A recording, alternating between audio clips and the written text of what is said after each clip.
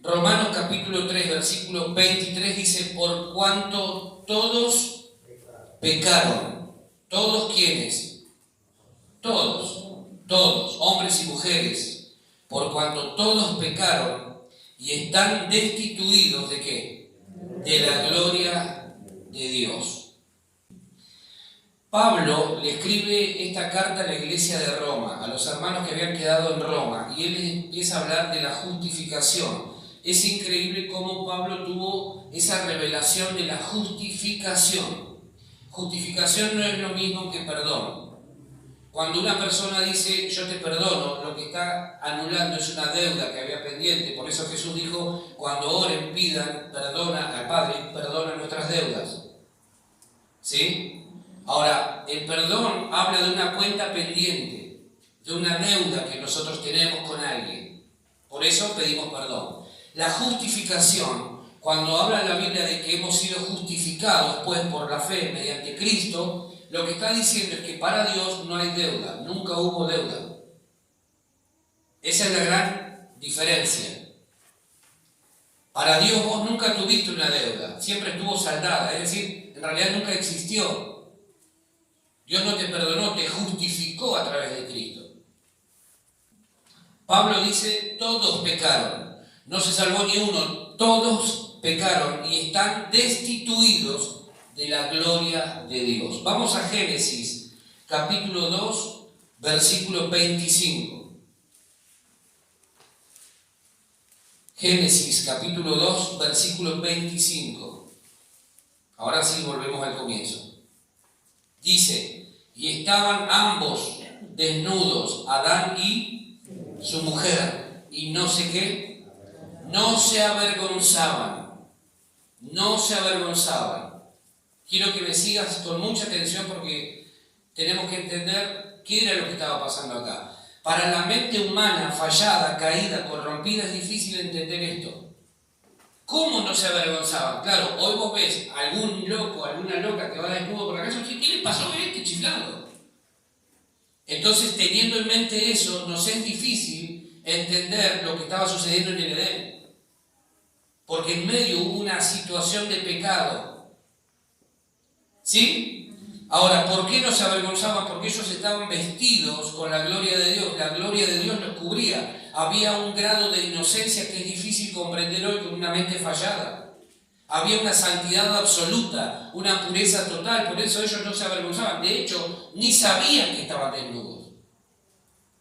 Hoy no podemos entenderlo porque nuestra mente está corrompida. Hoy es fácil saber cuando alguien está desnudo, ¿sí o no? O desnuda. ¿Sí? Entonces, estos dos, en ese contexto de santidad y de gloria absoluta, no podían entender lo que era la desnudez. ¿Dios los había creado desnudos? Sí. Pero nunca ellos dijeron, ¡ay, Eva, tapate un poco! Adán, ¿qué pasa, viejo? Porque no entendían lo que era eso. La gloria de Dios nos cubría. ¿Sí? Ahora, mirá lo que dice Génesis capítulo 3, versículo 7. Dice, entonces fueron abiertos los ojos de ambos y conocieron que estaban como desnudos. Entonces cosieron hojas de higuera y se hicieron delantales. ¿Sí? Fueron los primeros sastres. En realidad hicieron desastres. Porque todo lo que vino después lo vemos hasta el día de hoy. Ahí, en ese momento, se rompe el equilibrio biológico. Cuando ellos van, arrancan hojas de higuera para taparse por la vergüenza, se rompió el equilibrio biológico. A partir de ahí, todo lo que vemos, los desastres naturales y problemas y muertes con los animales, todo surge a partir de ahí, se rompió todo. No fue solamente que pecó y bueno, murieron espiritualmente, murieron todos los seres vivos. Todo lo que había vida murió. Esa es la gravedad del pecado. Por eso el pecado no es algo inocente. A veces para calmar la conciencia decimos, bueno, se equivocó. Bueno, erró un poquito. No, erró bastante. Y por eso están las consecuencias. ¿Sí? Ahora, cuando el hombre y la mujer pecan, pierden el vestido de la gloria de Dios. Por eso automáticamente empiezan a buscar cómo cubrirse. Y lo primero que hacen es arrancan hojas de higuera para armarse un delantal. ¿Sí? ¿Me siguen? Entonces, Dios los había cubierto con su gloria. Cuando Dios los crea, los cubre con su gloria. Cuando el hombre peca, le dice a Dios: no me interesa estar vestido de tu gloria, yo quiero fabricarme mis propios vestidos. Quiero ser el que diseñe mis propios vestidos. Me quiero vestir con lo que a mí me parece mejor. Y eso trajo dolores de cabeza. Para nuestra mente fallada, como te dije recién, humana y caída, resulta difícil entender esto. ¿Cómo es que los dos estaban ahí y no se avergonzaban? Si lo más natural para nosotros, de este lado, de ese suceso, es sentir vergüenza. ¿Sí o no? Yo no sé a cuántos les gusta ir a la playa, por ejemplo, o hay gente que no, odio ir a la playa. ¿Por qué razón? Porque cuando vas a la playa no podés ir, viste, como la gente esta allá del Medio Oriente, que las mujeres, ayer hablábamos un poquito de eso, ¿no? Que van todas cubiertas, se le ven los ojitos nomás. ¿Sabés que hay vida detrás de todo eso? Porque ven los ojitos. ¿Qué hacen? El hombre puede ir como sea. Ahora, hay gente que no le gusta ese tipo de cosas porque no le gusta exponer su cuerpo, su físico. No estamos hablando de lo que estaba pasando en el Edén, estamos hablando de lo que pasó después. Entonces, imagínense, si tenemos esa dificultad, lo que sería que alguien nos vea desnudo. Saque esa imagen rápido de su mente, por su salud. Rapidito, ahí, se toco y me voy, porque si no nos quedamos. La Eva. ¿Sí? Adán es un prototipo de Cristo. En la Biblia, Adán es un prototipo de Cristo. ¿Sí? Y Eva es un prototipo de la iglesia. Cada vez que vos leas la Biblia y descubras que hay una mujer, vos tenés que saber que la mujer en la Biblia representa a la iglesia. Cuando alguien critica a la iglesia porque ve la desnudez de Eva, es que no entendió de quién se trata. Si Eva representa a la iglesia en el antiguo pacto y Adán, ni siquiera Adán criticó o cuestionó la desnudez de su mujer, mucho menos tenemos que hacerlo nosotros con la iglesia.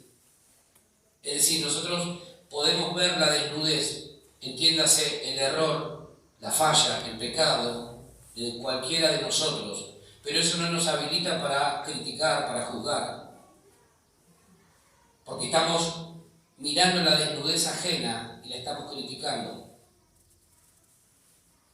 Sin embargo, muchas veces esperamos que los demás no critiquen nuestra desnudez. ¿Sí? ¿Se entiende? Cuando alguien critica a la iglesia es porque está vestido con hojas de higuera. No tiene el vestido de la gloria de Dios.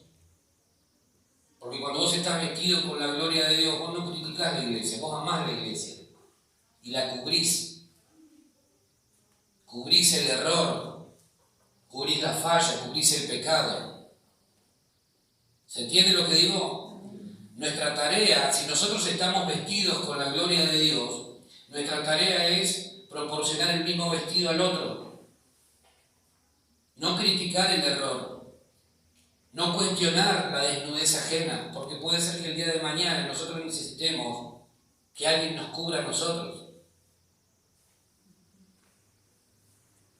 Puede ser que el día de mañana nosotros necesitemos que alguien venga y nos cubra.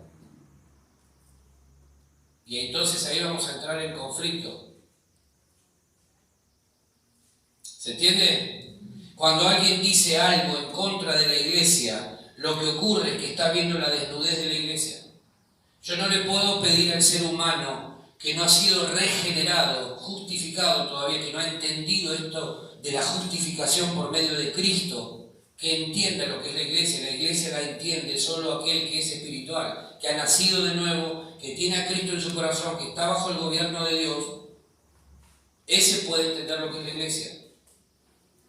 La gente afuera critica a la iglesia, a veces con justa razón, porque te tenemos que reconocer que nosotros les hemos dado de comer a la gente, a través de los malos testimonios, de las cosas que se han visto dentro de la iglesia. Ahora, eso no los habilita a ellos para cuestionar o para juzgar a la iglesia, porque ellos están viendo la desnudez, no la gloria de Dios que ve Jesús cuando mira a la iglesia.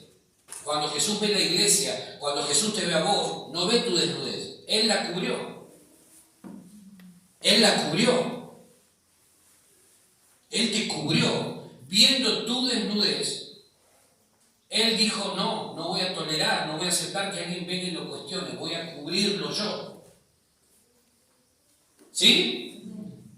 Entonces, los que ven la desnudez de la iglesia es porque no están vestidos de la gloria de Dios. Es así de simple. Por eso nosotros no tenemos que entrar en ese cuestionamiento legalista de la iglesia. Claro que hay que cuestionar lo que se enseña mal, hay que cuestionar lo que está mal, claro que sí. Eso sí lo tenemos que hacer. Ahora, no somos llamados a criticar o a exponer la desnudez ajena, porque puede ser que el día de mañana nosotros necesitemos de alguien que nos cubra y no lo encontremos. Cuidado con eso. Mirá lo que dice Génesis 3:10. Génesis capítulo 3, versículo 10. Dice, y él respondió, ¿él quién? Adán. Dice, y él respondió, oí tu voz en el huerto y tuve miedo. ¿Por qué? Porque estaba desnudo y me escondí.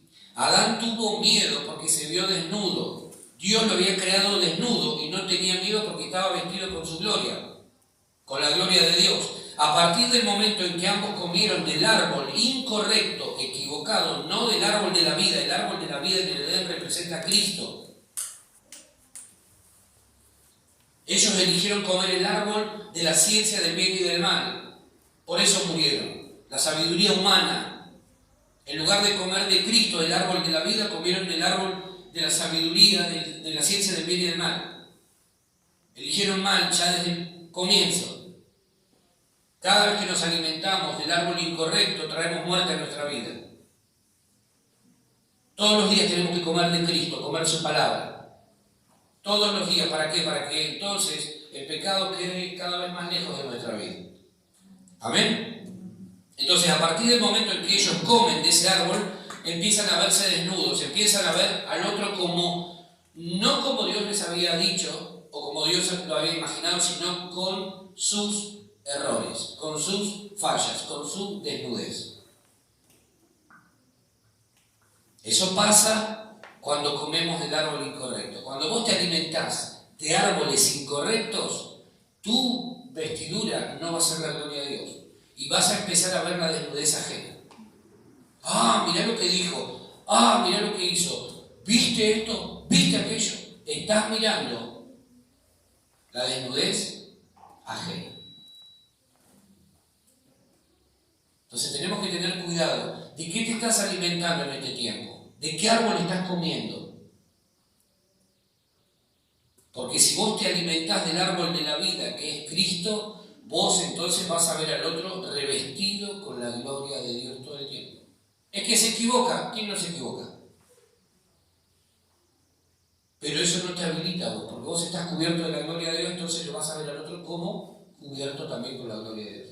Aún cuando veas la desnudez, no lo vas a exponer. Los desnudos, espiritualmente hablando, son los que tienen miedo y vergüenza. Por eso corren a esconderse.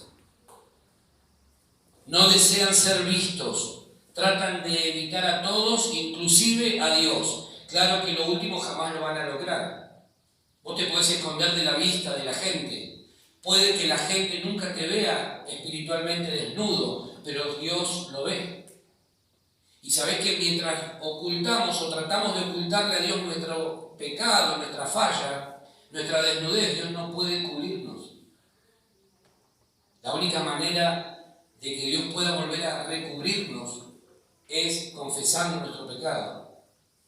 Cuando confesamos nuestros pecados, Él es fiel y justo para perdonarnos y limpiarnos de toda maldad. Entonces volvemos a estar bajo esa gloria de Dios que nos cubre. Amén. El Salmo 139, del 7 al 12 dice: ¿a dónde me iré de tu espíritu? ¿Y a dónde huiré de tu presencia? Si subiere a los cielos, allí estás tú. Y si en el Seol hiciere mi estrado, he aquí, allí tú estás. Aún allí me guiará tu mano y me asirá tu diestra. Si dijere ciertamente las tinieblas me encubrirán, aún la noche resplandecerá alrededor de mí. Aún las tinieblas no encubren de ti, y la noche resplandece como el mediodía. Lo mismo te son las tinieblas que la luz. O sea, no hay un lugar donde nos podamos esconder de Dios. El hombre pensó en el Edén que sí, que se podía esconder de Dios. Por eso cuando se vio desnudo, sintió miedo y sintió vergüenza. Dos emociones que se desprenden del pecado. Antes del pecado, el hombre no sabía lo que era miedo, no sabía lo que era la vergüenza. ¿Sí? Cuando el hombre peca, Dios le quita el vestido de su gloria. Dios dice: ok, ustedes eligieron vestirse con hojas de higuera, yo les retiro mi vestido. Porque Dios les había proporcionado ese vestido.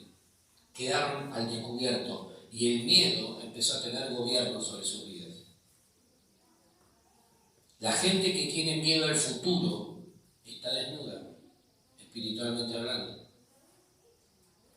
El miedo no es un fruto del Espíritu de Dios. La gente que tiene miedo al futuro, espiritualmente va por la calle, por la vida, desnuda, sin cobertura. Por eso hay mucha gente que tiene miedo al futuro, a qué va a pasar, y qué va a suceder, y que esto y que aquello. Si vos tenés miedo en esta hora, déjame decirte que estás fuera de la gloria de Dios, estás vestido con hojas de higuera. No estás vestido con la gloria de Dios. El miedo y la vergüenza son dos resultados que produjo el pecado en la vida del ser humano. ¿Me siguen hasta ahí? Entonces, tenemos que entenderlo de esa manera. El miedo no viene de parte de Dios, es fruto de un pecado original. La vergüenza no es fruto del Espíritu de Dios, es el resultado de que el hombre decidió ir contra lo que Dios había establecido. ¿Conocés gente que cuando mete la pata no quiere ver a nadie, no quiere saber nada con nadie? No, sabe que se equivocaron, sabe que fallaron, pero se quieren esconder, no quieren ver a nadie. No, lo voy a encerrar, no quiero ver a nadie. Bueno, es muy probable que ahí haya pasado esto que te estoy diciendo. Miedo y vergüenza.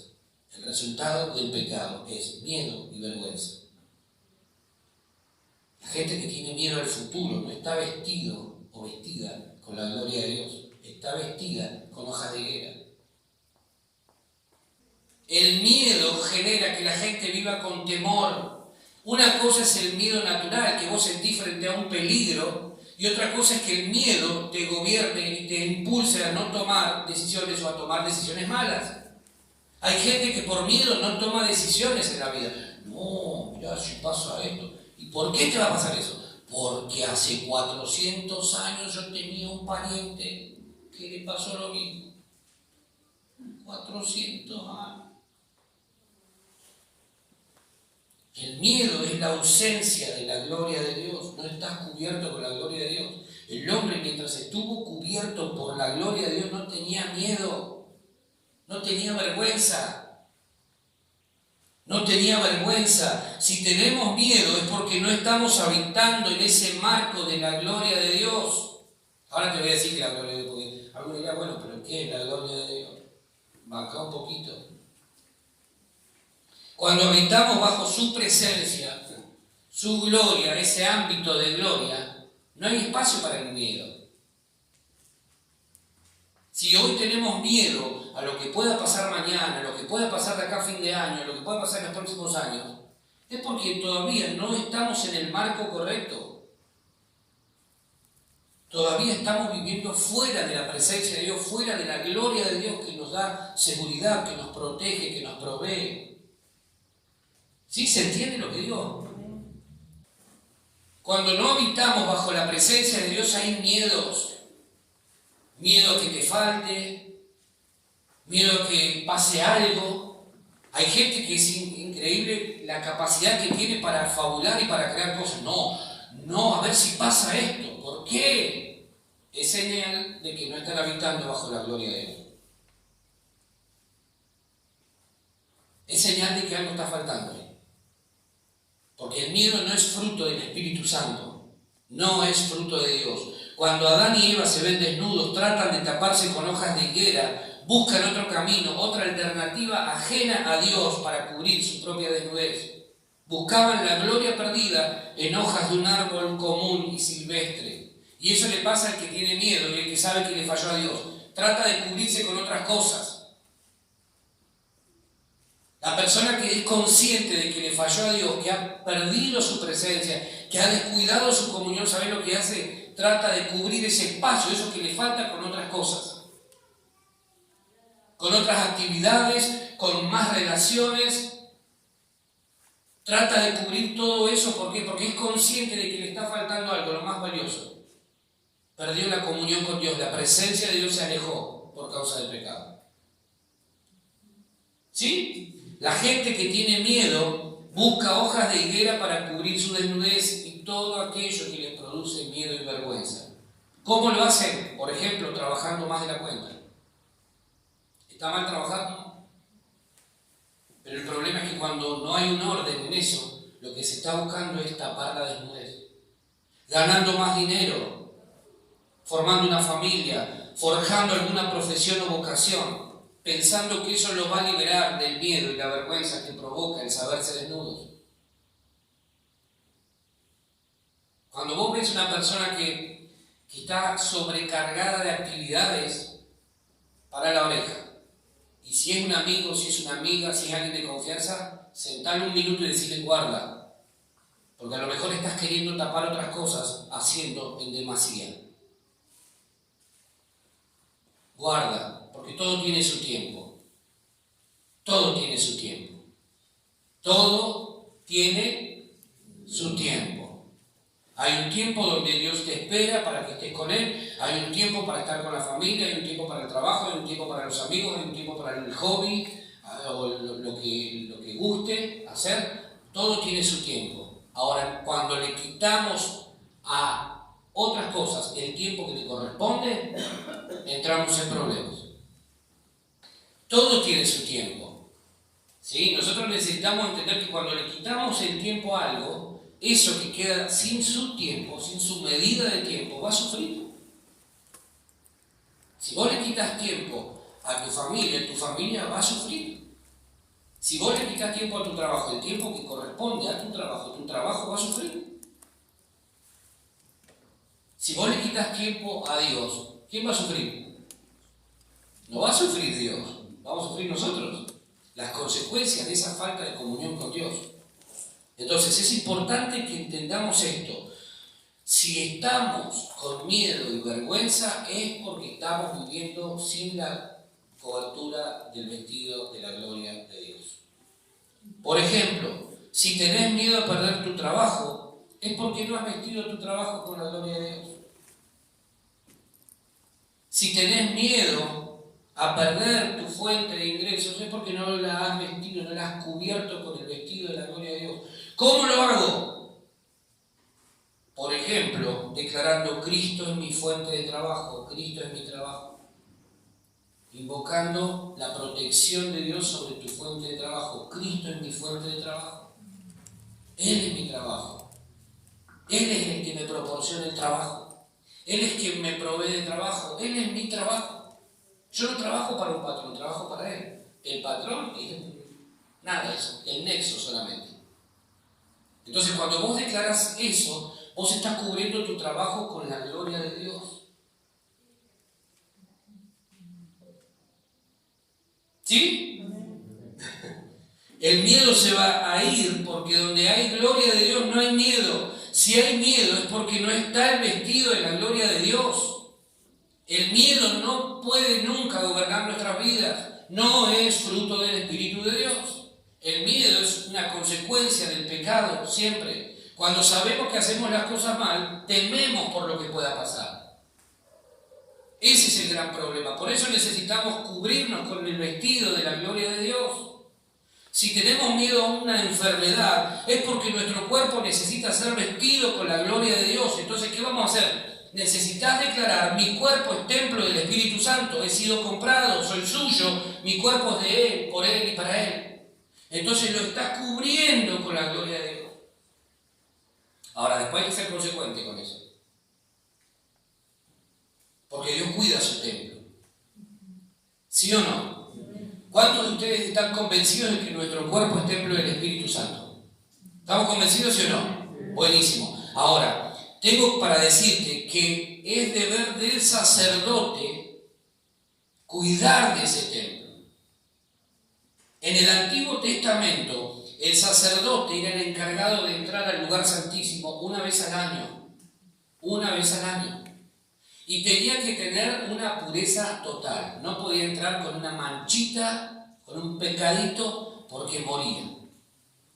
Y además de que podía morir en ese lugar, el problema se generaba luego porque nadie podía entrar a ese lugar, porque ese era un lugar santísimo. Ahora, en ese lugar santo o santísimo estaba lo que se conocía como el Arca del Pacto. Ahí estaba el Arca del Pacto, que era una caja. Para que más o menos lo puedan tener en la mente, como si tuvieran un baúl. Un baúl de madera, era una caja de madera que era el Arca del Pacto, que representaba la presencia de Dios. Entonces, ese lugar era privilegiado, no entraba cualquiera.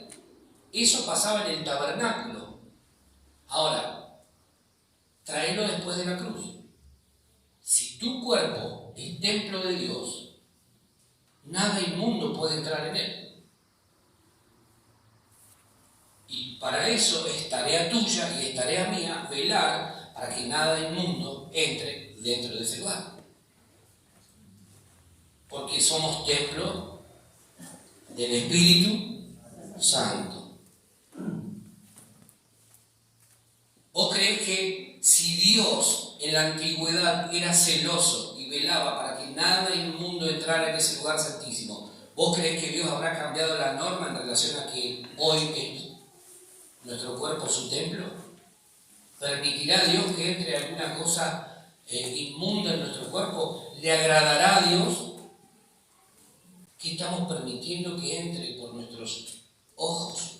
¿Qué es lo que vemos en la semana? ¿Qué es lo que escuchamos? ¿Qué entra por nuestros sentidos naturales? Porque todo lo que contamina nuestra vida trae muerte. Trae muerte. Cuando por nuestros ojos entran cosas incorrectas o impuras, estamos contaminando el templo de Dios. Cuando por nuestros oídos entran cosas inmundas, llamarle y poner el nombre que vos quieras, lo que hacemos es contaminar el templo y atraemos muerte a nuestra vida. Cuando por nuestros sentidos permitimos tocar cosas inmundas, estamos contaminando el templo de Dios. Cuando de nuestra boca salen cosas inmundas, es señal de que en el templo hay inmundicia. Entonces tenemos que tener cuidado con esto, porque después decimos, ¿por qué las cosas no funcionan? Y fíjate qué estás consumiendo. Fíjate de qué te estás alimentando, fíjate cuál es tu dieta espiritual. Fíjate, porque son tiempos muy peligrosos y a veces nosotros tomamos como verdad algo que no es verdad. Y entonces el problema está en nosotros después. Tenemos que entender que todo lo que entra es lo que nos hace daño. Todo lo que entra a nuestra vida es lo que nos hace daño. O nos bendice o nos maldice, nos genera un problema siempre. ¿Sí? Si tenemos miedo de que algo le suceda a nuestros hijos, es porque en primer lugar no estamos habitando bajo la gloria de Dios nosotros. Entonces cuando un padre habita bajo la gloria de Dios, ¿sabes lo que hace? Señor, cubro, como lo hizo Dios Padre, cubro a mi hijo, a mi hija bajo tu gloria. Lo cubro, que tu abrigo, que tu cuidado, que tu protección esté sobre cada uno de mis hijos. Entonces no voy a tener miedo, si me pasó algo. Hay gente que es paranoica. ¿Y si le pasó? ¿Y si a lo mejor? Eso pasa porque no estás habitando bajo la gloria de Dios. Por eso hay tanto miedo, por eso hay vergüenza. Tomate el trabajo de orar, de cubrirlos a ellos, soltá palabras sobre sus vidas, y entonces ¿sabés qué va a hacer Dios? Los va a cubrir con su gloria. Los va a vestir. ¿Amén? Amén. Declará, mis hijos son hijos de la luz, están comprados por la sangre del Cordero de Dios, están entregados a su reino y el Padre Celestial los guarda, los cuida. No los llenes de miedos. Brindale seguridad, afirmalos. A veces nosotros les trasladamos nuestros miedos. Hijo, tenés cuidado con esto, tenés cuidado con esto, tenés cuidado con esto, no hables con esto, no hables con esto, fíjate que yo, y los pibes salen traumados a la calle. Ay. Y terminan siendo personas inseguras.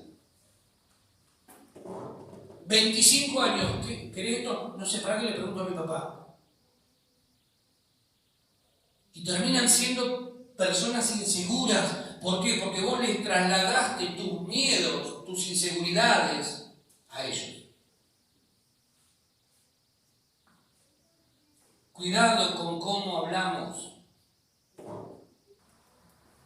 Guarda con trasladar los miedos que por ahí tenemos. Si nosotros tenemos miedos, es porque no estamos habitando bajo la presencia de Dios, estamos habitando en otro lugar. Cuidado. El miedo va a ir ganando terreno. Si tenés miedo de que te falte algo, es porque no estás vestido o vestida con la gloria de Dios, porque de lo contrario no habría lugar para ese tipo de miedo.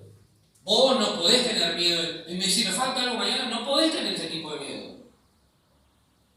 Porque sos hijo de Dios, hija de Dios. ¿Sí o no? Entonces, lo que tenés que hacer es, cubro, Señor, lo que vos me has dado con tu gloria. Bendigo mi alacena. Bendigo mi billetera. Todo pelusa, pero yo la bendigo. Capaz que no cae ni un cobre, diría él. Pero, Señor, yo bendigo mi economía. Vos sos mi proveedor. Vos sos la fuente de mi provisión, Señor. ¿Cómo voy a tener temor? Hoy no tengo, pero mañana voy a tener. Y aunque pasen días y días, aunque pase lo que tenga que pasar, nada me faltará. Es tu palabra. Ahora lo vamos a ver mucho más en profundidad. Pero tenemos que aprender a cubrir nuestras cosas. Tu casa. Cuando salgas de tu casa, cubrirla con la gloria de Dios. Señor, es tu casa, no es mía. Vos me la prestaste para que yo esté bien acá en la tierra.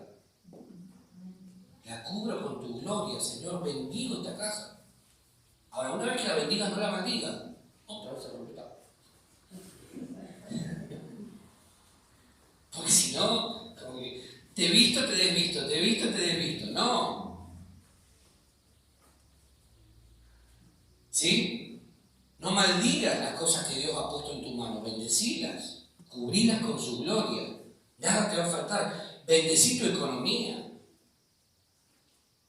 Bendecí tu trabajo. Cubrilo con la gloria de Dios. Declarar esto me lo dio Dios. Y si en algún momento pasa que ya no lo tengo más, es porque viene algo mejor. Ese tiene que ser nuestro pensamiento. Vamos de gloria en gloria, de gloria en gloria. Amén. Tenemos que renunciar a los miedos y pedirle al Señor, Señor, vestime con tu vestido de gloria. Entonces, ¿sabés lo que va a suceder? Que los miedos van a desaparecer. ¿Sabés lo que va a hacer Dios cuando ores así? Si vos le pedís a Dios, Señor, vestime con tu gloria y quita los miedos, te va a llevar a la cruz. Te va a decir, mata los miedos que tenés. Entregalos. ¿Vos querés vivir sin miedo? ¿Seguro? Oh, tengo miedo de vivir sin miedo. Lo que va a hacer Dios es andar a orar, andar a la cruz y ahí mismo entregar los miedos. Entregar los miedos. Entregarlos porque si no vas a vivir mal todo el tiempo. Vas a vivir mal todo el tiempo. Adán fue destituido de la gloria de Dios. Todos pecaron, dijo. Eran dos. Pero en esos dos estábamos vos y yo. Por cuanto todos pecaron y están destituidos de la gloria de Dios. perdieron el vestido de la gloria de Dios. Pero así como Adán hizo que perdiéramos todos la gloria de Dios, el vestido de la gloria de Dios en el Edén, Cristo en la cruz nos devolvió la gloria perdida y nos volvió a vestir de gloria por medio de su sacrificio y derramamiento de sangre. Entonces, como dice el dicho, muerto el perro, se acabó la rabia. Entonces no hay por qué vivir con miedo, con temor. Si Cristo en la cruz se llevó todos nuestros miedos, todos nuestros temores, todas nuestras inseguridades, todas nuestras vergüenzas, todo lo que nos hacía mal, ¿por qué vamos a vivir con miedo nosotros? ¿Por qué? ¿Por qué vamos a vivir inseguros? No hay motivo para vivir así. Cuando vamos a la cruz, desaparecen todos los miedos. Cuando mirás a Jesús en la cruz, hay una palabrita que está tatuada en ese momento en su cuerpo que decía miedos. Me llevo tus miedos, me llevo tus vergüenzas, me llevo tus angustias, me llevo tus tristezas, me llevo tus maldiciones, me llevo tus pecados. Si Él las cargó por nosotros, ¿para qué las vamos a seguir cargando nosotros? ¿Amén? Jesús nunca tuvo miedo, ni siquiera en plena tormenta. Desde el punto de vista de Dios, el miedo es la falta de la gloria de Dios sobre la vida de una persona. Cuando nos vestimos nuevamente con su gloria, tocamos su presencia. Porque la gloria de Dios es la misma presencia de Dios. Por eso, cuando venimos a adorar y tocamos y adoramos, tocamos, hacemos contacto. Esa palabrita me gusta cada vez más. Contacto, hago contacto. Yo hago contacto con algo, significa que lo estoy tocando. Y cuando tocamos la gloria de Dios, la presencia de Dios, se va el miedo, se va el dolor, se va la tristeza, se va la angustia, se va todo. Por eso es tan importante cuando adoramos. Porque hacemos contacto con su presencia. No lo vemos, pero sabemos que Él está. Por su espíritu. Entonces lo que estaba torcido se endereza. Lo que estaba mal se acomoda. ¿Por qué? Porque hay una presencia superior. Amén. Éxodo 20:20 dice: y Moisés respondió al pueblo: no temáis, porque para probaros vino ¿quién? Dios. Y para que su temor esté delante de vosotros, para que no pequéis. No tengan miedo, les dijo Moisés a este pueblo que lideraba, pero Dios vino para darles miedo. Quiero que me presten atención a esto. Él les estaba diciendo, no tengan miedo humano, que las circunstancias que van a enfrentar o están viviendo no les provoque miedo al punto tal de que los paralice. El miedo humano te paraliza. Cuando vos tenés miedo frente a un desafío, frente a un proyecto, frente a lo que sea, te paralizás y no haces lo que tenés que hacer. Muchas oportunidades que hemos perdido a lo largo de nuestra vida se han debido en parte al miedo. Y si no funciona, eso es lo primero que pensamos. Nunca el miedoso va a pensar, bueno, es una posibilidad. ¿Y si funciona? La persona con miedo siempre piensa mal. ¿Y si me sale mal? ¿Y si no lo alcanzo? Eso habla de un miedo que se está exponiendo a través de las palabras. La persona con miedo rara vez va a decir, sí, vamos para adelante porque lo vamos a lograr. No. El miedoso va a decir, ¿y si me sale mal? ¿Y si no funciona? Ahora, Dios a través de Moisés le está diciendo al pueblo no tengan miedo, no tengan ese miedo paralizante, pero sí tengan temor de Dios. El temor de Dios te hace ser consciente de que Dios está donde vos te moves. Y que Dios ve lo que nadie ve. Y que Dios escucha lo que nadie escucha. Y que Dios puede profundizar en tu corazón y descubrir lo que nadie es capaz de descubrir. Entonces, el temor de Dios, cuando vos sos consciente de que Dios todo lo ve, todo lo sabe, todo lo conoce, te lleva a pensar muchísimo antes de actuar. porque vos no querés ofender a Dios. No por miedo, por inseguridad, sino porque no querés equivocarte para no ofender a Dios. ¿Vas a hacer algo? Lo pensás. No, esto no agrada a Dios. Hay temor de Dios en tu corazón. Cuando no hay temor de Dios, lo hacemos igual, no importa lo que Dios piense. Y si después nos hundimos, le pedimos a Dios que nos rescate. El temor de Dios te lleva a pensar, ¿le agrada a Dios esto que voy a hacer? ¿Le agrada a Dios esto que voy a decir? ¿Le agrada a Dios esto que estoy escuchando? ¿Le agrada a Dios esto? Porque si no le agrada a Dios, el temor te va a llevar, el temor de Dios te va a llevar a no hacerlo, a no decirlo, a no escucharlo. ¿Sí? El miedo humano te hace escapar de Dios, pero el temor a Dios te hace ir a Él. Adán tuvo miedo humano, por eso se escapó de Dios, se quiso esconder de Dios. Si él hubiese tenido el temor de Dios, primero no peca, pero en segundo lugar, después de haber pecado, hubiese corrido a Dios. El temor, el miedo humano, te hace escaparte de Dios. No, Dios me va a arrancar la cabeza, mirá lo que dice. Cuando tenés temor de Dios, aún habiéndote equivocado, lo que haces es correr a Dios. No vas a buscar, Señor, perdoname, me equivoqué, fallé, cubríme con tu sangre y dame una nueva oportunidad. Vamos. ¿Amén? En segundo lugar, el miedo humano te lleva a esconder tu pecado, pero el temor a Dios te lleva primero a no pecar y en segundo lugar, si has pecado, confesar. Señor, he pecado. He pecado.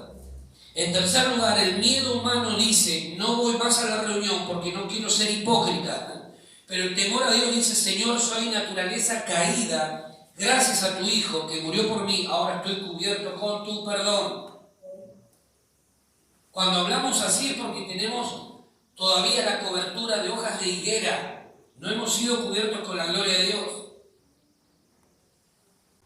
Así es el temor de Dios. Ahora, cuando estamos cubiertos por ese vestido de gloria de Dios, hay autoridad de Dios para vivir las cosas que vivimos. Porque cuando vos estás cubierto por esa gloria de Dios, también tenés autoridad de parte de Dios. ¿Sí? ¿Y cómo logro todo esto? Bueno, buscando a Dios en tu semana, en el día a día, buscando la Biblia, orando, estando en comunión con Él. Entonces hago que la gloria de Dios me cubra. Y cuando la gloria de Dios me cubre, hay autoridad de Dios sobre mi vida. Entonces el problema no me domina, no me gobierna. El problema no me genera una inestabilidad emocional al punto que quiero largar todo, ¿no? La inestabilidad muchas veces tiene que ver con que estamos viviendo fuera de la gloria de Dios. Cuidado con esto, porque aparte es peligroso estar fuera de la cobertura que proporciona el vestido de la gloria de Dios, es peligroso. ¿Sí? ¿Me van siguiendo? Entonces, ¿qué tengo que hacer?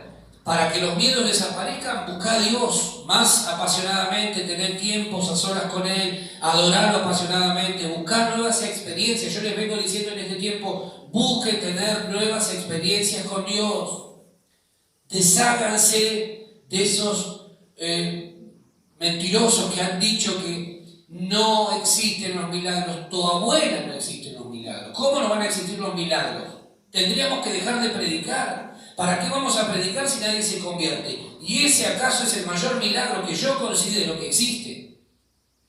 Si no existen los milagros, dejemos de predicar. Entonces tenemos que buscar nuevas experiencias con Dios, amarlo con todo nuestro ser, con todas nuestras fuerzas, y el miedo va a desaparecer uno a uno. Imagínate que un hombre, acá el constructor va a entenderlo mejor, los constructores que hay acá, los que han construido. Imagínate que un hombre tiene su casa completamente amoblada. ¿Sí? Síganme la... No les quise traer hoy el dibujito, pero nada, que se lo imaginen, que apelen a la imaginación, ¿no? Imagínate que un hombre tiene su casa completamente amoblada. ¿Sí? El tipo agarró, compró los mejores muebles, invirtió, dijo quiero esto, quiero aquello, un televisor de 1000 pulgadas, y quiero esto, y quiero aquello, y todos los chiches. Se viene una lluvia torrencial. Pero el tipo olvidó un detalle en el camino. Poner el techo. ¿Qué crees que pasó? Los muebles, ¿cómo quedaron? Arruinadísimos, por completo.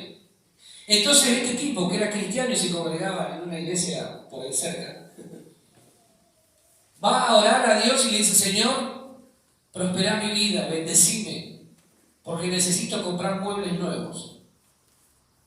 Ayúdame, envía un ángel que me traiga la heladera, otro que me traiga el silloncito, otro que me regale el plasma o el LED, lo que sea, otro que me traiga unos dólares. Señor, hace estos milagros. El tipo orando apasionadamente porque cree en los milagros. ¿Cuál es el problema? Que todavía no vio cuál era la prioridad. No puso techo. No le puso cobertura a la casa. Ahora, eso llevarlo a tu vida espiritual. ¿Qué pasa cuando vos no tenés cobertura? Y llueve, y llueve, y llueve. Terminás ahogado. No hace falta un problemita enorme, chiquito, una cosa minúscula. Porque el problema en sí no es la cantidad de agua que caiga, sino que está faltando cobertura. Cuando no estamos cubiertos por la gloria de Dios, cualquier problema es más que suficiente para que nos volvamos locos, para enloquecer, para perder la cordura, para tomar malas decisiones. Cualquier problema. Cualquier dificultad es suficiente para que entremos en crisis. Ay, no, y esto y aquello. Y Dios, ¿por qué no hace esto? Y Dios, y Dios, y Dios. Y Dios te dice: y el día que vos pongas el techo no va a haber problema. El día que vos estés bajo la cobertura, el que habita el abrigo del Altísimo, morará bajo la sombra del Omnipotente. Es importante que pongamos el techo, poner el techo a tu vida espiritual, poner cobertura a tu vida espiritual. Cada día buscar: Señor, cubrime con tu gloria, vestime con tu gloria. Y toma autoridad y visto, Señor, con tu gloria en mi casa, que este lugar esté cubierto con tu gloria, con tu presencia. Que mi familia esté cubierta con tu gloria, con tu presencia. Que mis hijos estén cubiertos con tu gloria. Que el trabajo, la economía esté cubierto con tu gloria. Bendigo la alacena, Señor, de mi casa. Que nada falte conforme a tu palabra. La cubro con tu gloria. Sin techo vas a estar a merced de cualquier problema que ande por ahí. A cualquier circunstancia que ande vuelta por ahí le va a bastar descubrir que ahí no hay techo. Acá no hay techo. Vamos a lastimar, vamos a hacer daño. Cuando Jesús pasaba tiempo con su Padre en oración, además de tener la cobertura del Padre, tenía la autoridad que el Padre le daba. Por eso, esas son dos cosas que nosotros recibimos cuando vamos a buscar a Dios: cobertura y autoridad. Por eso Jesús le dijo a Satanás: vete, Satanás, porque escrito está. No necesitaba hacer: y ahora te reprendo, te ato, te muezco. No, simplemente escrito está: vete, Satanás. Al Señor tu Dios adorarás y a Él solo servirás. ¿Sí? Esa es la voz de autoridad. Esa es la voz de autoridad y la autoridad que recibimos cuando vamos a buscar a Dios. Por eso el diablo lo que quiere hacer es que vos no leas la Biblia, que vos no ores. Entonces vos no recibís autoridad. Porque la autoridad te la da Dios. ¿Sí? ¿Me siguen? Al leproso Jesús le dijo: sé limpio. La voz de autoridad estaba bajo autoridad, bajo la gloria de su Padre, y entonces recibía autoridad. Y esa voz de autoridad era la que provocaba milagros. Al leproso le dijo: sé limpio. ¿Sabés qué pasó? El hombre se limpió al instante. En Hechos 3, Pedro le dijo al cojo, no tengo plata ni oro, pero lo que tengo te doy. En el nombre de Jesucristo de Nazaret, levántate y anda. Autoridad. Autoridad que emana de estar bajo la autoridad del Padre. Autoridad. Entonces, cuando vos tenés autoridad, vos das órdenes. La autoridad da órdenes. El otro día aprendíamos, ¿no?, esto de hablarle a la montaña. La gente se encariña con la montaña en lugar de hablarle. ¿Por qué razón? Porque no pasa tiempo con la autoridad. Cuando vos pasas tiempo con la autoridad máxima, vos sos revestido de autoridad, entonces vos recibís palabra de autoridad. Imagínate que en las fuerzas policiales, por ejemplo, hay jerarquías. Nadie hace lo que quiere porque no termina vivo. Cuando habla la autoridad superior, los que están abajo recepcionan esa voz de autoridad y emiten el mismo comunicado, no dicen lo que a ellos les parece. Entonces, cuando Dios te da una palabra, lo que vos tenés que hacer es hablar lo que Dios te habló. Eso es estar bajo la autoridad del Padre, del Hijo y del Espíritu Santo.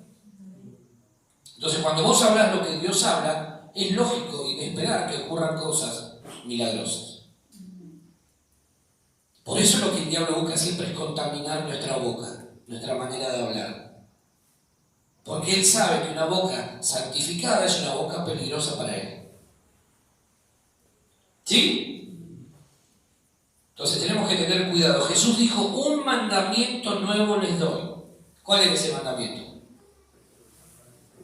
Ámense los unos a los otros. Él dijo un mandamiento. No dijo una sugerencia, una opinión, un consejo. Dijo un mandamiento. Todo lo que habló Jesús y enseñó fueron mandatos. Porque la autoridad da órdenes. ¿Hay autoridad en tu vida? Vas a hablar órdenes. Y Dios va a respaldar eso. ¿Amén? ¿Te gusta? Más o menos. Mirá lo que dice Hebreos capítulo 5, versículo 7. Hebreos capítulo 5, versículo 7. Dice, y Cristo en los días de su carne, ofreciendo ruegos y súplicas con gran clamor y lágrimas al que le podía librar de la muerte, fue oído a causa de su temor reverente. Hebreos capítulo 5, versículo 7. Jesús en los días de su carne, dice, fue oído por el Padre a causa de su temor reverente. O sea, Cristo mismo tuvo temor de sí mismo. El temor de Dios estaba sobre él. Era el Hijo de Dios, pero el temor de Dios estaba también sobre él. Y fue oído, dice, a causa de su temor reverente. Jesús oraba con temor, porque era consciente delante de quién estaba. Entonces, ¿qué pasaba? Que en esa oración temerosa, estoy delante de mi Padre. Esa oración temerosa le permitía a él tener contacto con la grandeza de su Padre. Y al hacer contacto, el Padre lo escuchaba. Fue oído a causa de su temor reverente. Fue oído. El temor a Dios es fundamental en una vida que se acerca a Dios y pretende ser escuchado por Él. A veces vamos delante de Dios como prepoteándolo. Dios, vos me tenés que escuchar, vos me tenés que dar esto. ¿Por qué? Es porque falta temor de Dios. Delante de una autoridad humana, ninguno de nosotros iría pateando tachos y prepoteando. Porque sabés que te pueden...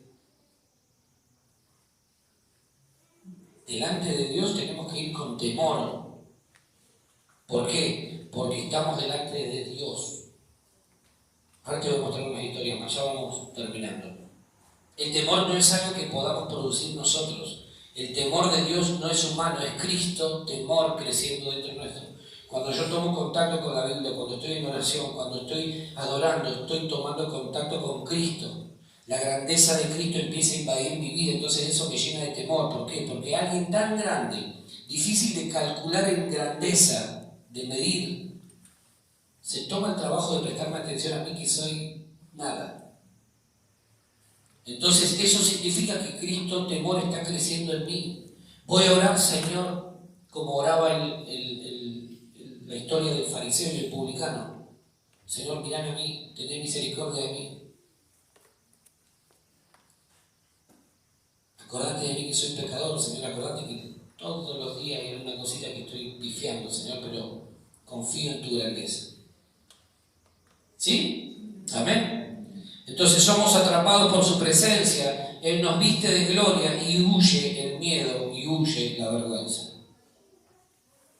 La falta de seguridad en nuestra vida tiene que ver con que no estamos dedicando tiempo ni a la Biblia, ni a orar, ni a hacer lo que Dios nos está pidiendo. Por eso vivimos inseguros. Mirá lo que ocurrió en Hechos capítulo 2, versículo 43.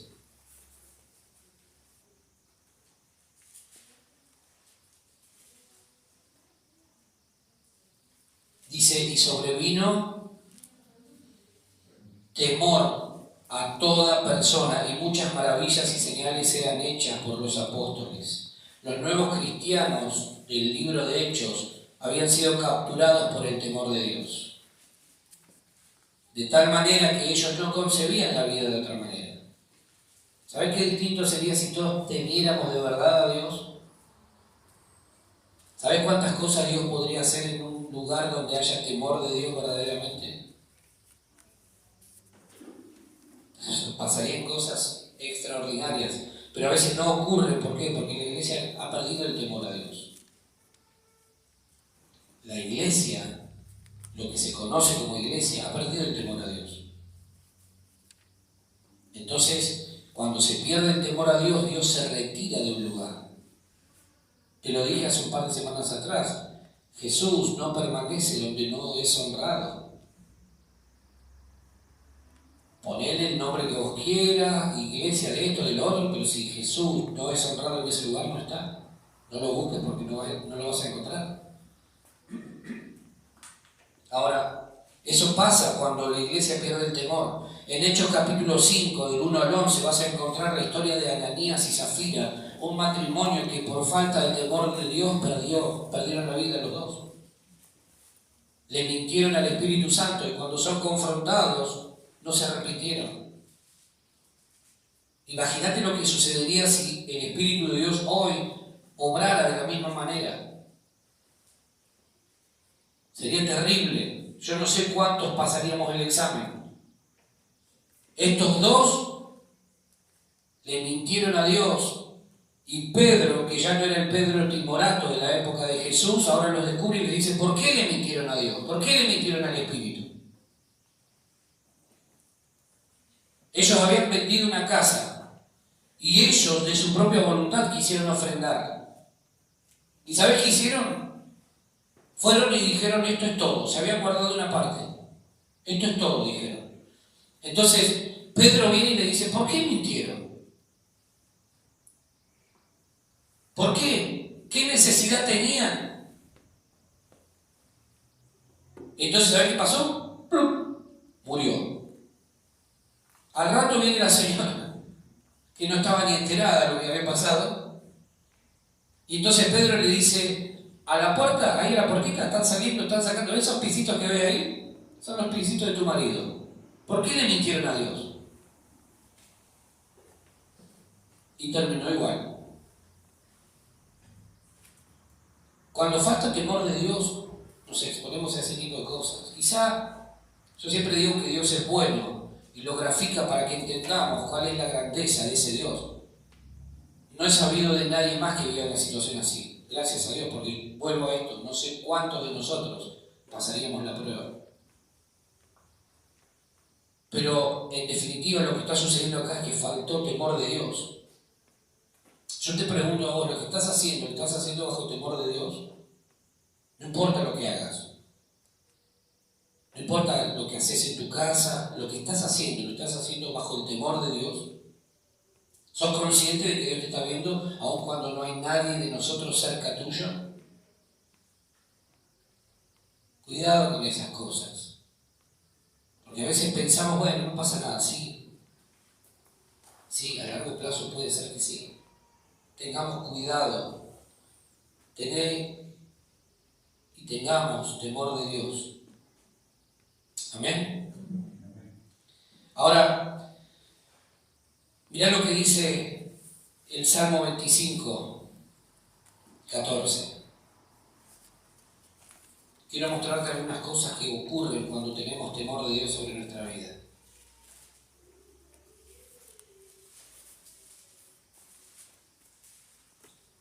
Mirá lo que sucede. Salmo 25, 14 dice: la comunión íntima de Jehová es con los que le temen, y a ellos dará a conocer su pacto. Primera cosa que ocurre cuando hay temor de Dios en nuestra vida: hay comunión íntima de Dios con los que le temen. ¿Sí?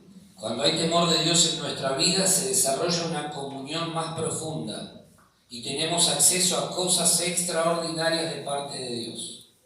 Número 2, Salmo 112, 1 y 2. Número 2, una descendencia bendecida. Mirá lo que dice el Salmo 112, 1 y 2. Dice: bienaventurado el hombre que teme a Jehová, y en sus mandamientos se deleita en gran manera. Su descendencia será como poderosa en la tierra, la generación de los rectos será bendita. Si tocamos la grandeza del Señor, nuestras generaciones lo agradecerán. Si decidimos habitar bajo el vestido de la gloria de Dios, las generaciones venideras lo van a agradecer. En lugar de orar por ellos, lo que tenemos que hacer es orar por nosotros, en primer lugar. Porque dice que la descendencia de los que temen a Jehová será poderosa sobre la tierra. Tenés que orar en primer lugar por vos. Señor, quiero tener temor de tu presencia. Porque si logro eso, mis generaciones serán poderosas en la tierra. Amén. Entonces tenés que pedirle al Señor: Señor, que crezca en mí tu temor. Quiero tener temor de Dios donde quiera que vaya. Y entonces vas a hacerle un enorme favor a tus generaciones. Número 3, serás bendecido. Salmo 115, 13.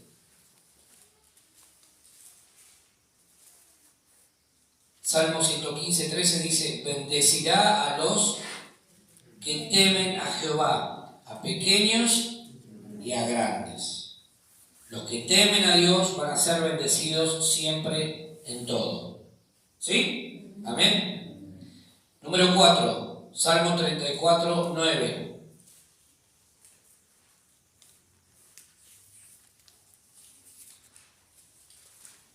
Salmo 34, 9. Dice: temed a Jehová, vosotros que sus santos, pues algunas cosas en tiempos difíciles quizás les va a faltar. Espérenme, bájenme un cachito. Pues nada que falta. ¿A quiénes? A los que le temen. Parece que este salmista se había puesto de acuerdo con el otro salmista y dijeron: che, vamos a hacer lo mismo. Nada falta a los que le temen. Nada falta a los que le temen. Nada falta a los que tienen temor de Dios. Dios asegura de que aquellos que son temerosos de Él tengan siempre todo lo que necesitan. Nada falta. Amén. Ya no tendrás que seguir luchando a brazos partidos para procurar tener lo que en teoría está faltando. ¿Por qué? Porque Dios se va a encargar de proveerte a tiempo y fuera de tiempo. Nada falta a los que le temen. Nada, nada, nada, nada de nada. Nada. ¿Sí? Según el hebreo, nada es nada. Y según el latín, nada es nada. Y según el griego, nada es nada.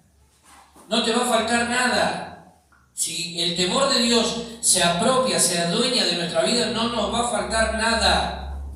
Amén. Número 5. Tendrás respuestas a tus oraciones y deseos cumplidos. Mirá lo que dice el Salmo 145, versículo 19. Salmo 145, versículo 19. ¿Qué dice? A ver, cumplirá ¿el qué? El deseo de los que le temen. Oirá a sí mismo el clamor de ellos. ¿Y qué va a pasar? Los salvará. ¿Cuántos tienen deseos acá? ¿Algún deseo? 2, 3, los demás no tienen deseos. Todos tenemos algún deseo, algún tipo de deseo. Yo deseo tal cosa. Bueno, yo que vos, llego a mi casa, agarro este versículo y empiezo a anotar. Este es mi deseo, este es mi deseo, este es mi deseo. ¿Por qué? Primero asegúrate de que tu corazón sea temeroso delante de Dios. Pero la Biblia dice que Él cumplirá el deseo de los que le temen. Oirá a sí mismo el clamor de ellos y los salvará. Amén. Levanta tu mano al cielo ahí conmigo. Levántala. Cerra tus ojos un minuto. Y ora conmigo. Señor, me vuelvo a ti en esta hora. Vuelvo mi corazón hacia ti. Y te pido que enciendas en mi corazón, en mi vida, en todo mi ser, un nuevo temor de tu presencia. En el nombre de Jesús. Amén. Dios tomó nota. ¿Sí? Dios tomó nota de esta oración. Número 6. Confianza. Mirá lo que dice Proverbios 14, 26.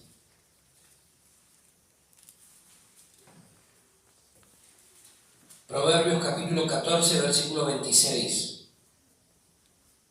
Dice, en el temor de Jehová está ¿qué? La fuerte confianza y esperanza tendrán ¿quiénes? Sus hijos. Confianza hay en los que temen a Dios, por eso no podemos vivir con miedo. La persona que teme a Dios no tiene miedo, tiene confianza. Y esa confianza la heredan también sus hijos. Dios es un Padre que quiere que vos y yo nos apropiemos de sus promesas. Este proverbio lo escribió Salomón. ¿Sabés de quién heredó eso Salomón? De su padre. Entonces, David sabía que él podía vivir confiado, tranquilo, seguro en Dios. Y se lo heredó a su hijo. El temor de Dios asegura tu vida, te hace caminar confiado siempre. El temor de Dios nos hace vivir confiados, caminamos seguros. Número 7, confirmación. Salmo 119, 38. Salmo 119, 38. Dice, confirma que tu palabra a tu siervo que te teme. Que te teme. ¿Qué significa que Dios confirma? Que lo que Él habló lo vuelve a ratificar. Si Él te dijo, no te va a faltar nada este año, Él lo vuelve a afirmar una vez más, no te va a faltar nada este año. Si Él te dijo, yo voy a abrir puertas, Él te lo vuelve a confirmar, te lo vuelve a ratificar, voy a abrir puertas. Lo que sea que Dios te haya hablado, Él lo confirma. ¿Sí? Amén. Número 8, último. Misericordia. Salmo 103, versículo 17.